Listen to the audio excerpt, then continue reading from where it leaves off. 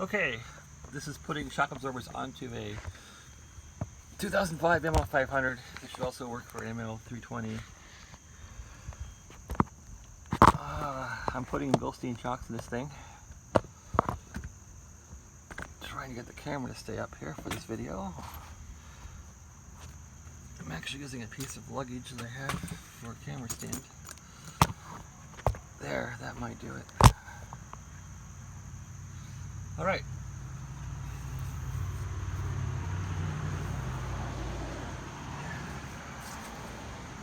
So here's the Bilsteins I got for this thing. Bilsteins, Germany. Das original Zoom and Bonen.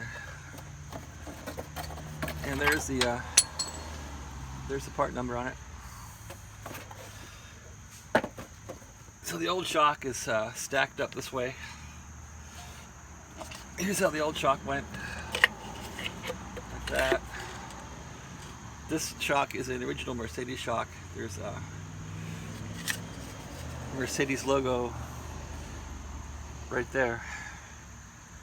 So the original might have been the one that came with the car. I have no idea. Probably is. Anyway, the Bilstein, who knows if it's good as a Mercedes shock, but you want to, there's the Bilstein and the number for it. Right there. W163 2005. You want to put this little thing on the bottom the correct way. My old shock, this rubber was all decomposed. So you want to stack the shock in correctly. Under here, the Bilstein doesn't have the fancy rubber thing like the Mercedes has, but it's got rubber in here, so it's a little different. Anyway, you want to make sure this thing is stacked right. So you're going to put it together like this. This goes in the bottom, goes up through, so this whole part here, you're going to put up through here. That lays in the bottom, goes up through like that. Whoa. I don't drop it and lose it. So anyway, that's how you do that, and you can just put the shock into the bottom, poke it up through there, and start putting on the components. You want to put this little sandwich thing on here with the open part down onto that shim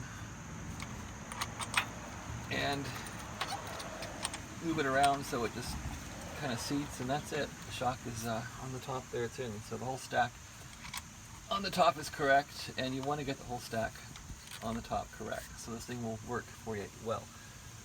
And I'm going to now try.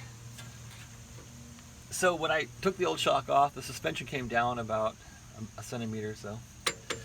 So I have to put a jack under the car to get it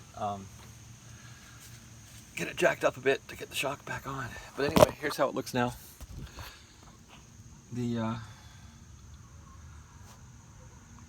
Wow, the camera was like flipping out. The new shock is on now. I want to get this bottom tied in, but I have to get a jack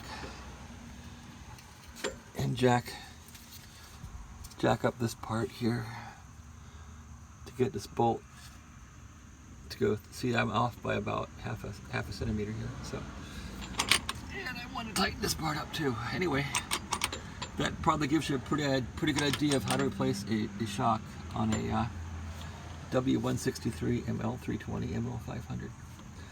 It's not that bad. And where's the bolt that goes in the bottom here? There's a 22mm bolt that goes into that bottom hole. Okay, here's the